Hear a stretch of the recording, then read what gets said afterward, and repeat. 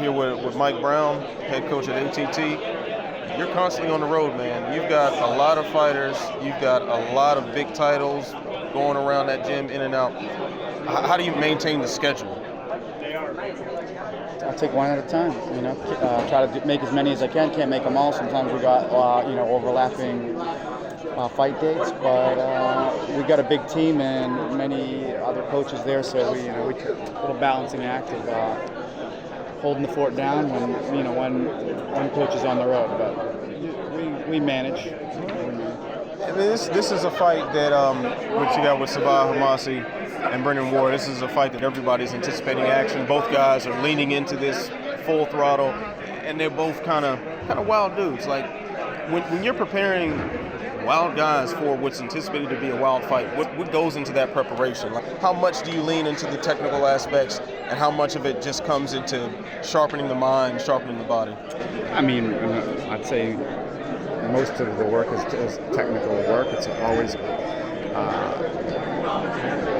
trying to improve and sharpen our skills, but I think the mindset part is just trying to keep them in check, not going too crazy, and keeping himself contained and not fighting on emotion, but these guys are who they are, and sometimes that'll never come out of them, but you do your best you can. Absolutely. The more cerebral he fights, the more successful he'll be. Understood. And I mean, I want to get back to the big gym atmosphere. We had the press conference for the Grand Prix just a few minutes ago. You got two guys there that are friendly with one another. They train together frequently. They kind of downplayed the idea that things were going to change much at the gym, but as the guy who's running the show on those mats, have you started looking ahead to what those preparations would be like should they meet one another?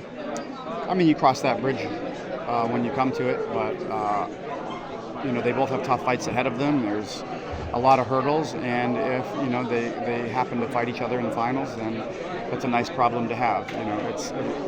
That's the only situation we'd ever want to do that in a tournament situation, and preferably the finals. But it's big money on the line, and then we make adjustments at that point. But I think both guys will be happy if we get into that position. So we have to be careful of how we deal with it. But we're pretty loose, man. We've had this situation before, where specifically a lot with the PFL, right? Because they're not really controlling the matchups too much, and the tournament is the tournament. Right. So you're seeing it quite a bit. Okay. And I really wanted to ask you that in particular because, the past with Jorge Masvidal, Colby Covington, and Tyron Woodley coming through ATT, and just a lot of personalities that mixed up there. Amanda Nunes leaving recently, too, with, I believe it was Yana Kunitskaya that came into the camp. So have you learned the lessons from some of those past interactions? Has that informed how things are run now when that comes about?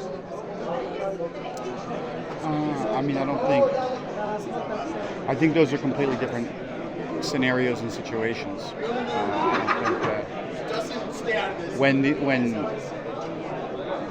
our guys were fighting one another, when those guys were fighting, they were no longer in our team, so it wasn't. I don't think it's the same situation. That's all right.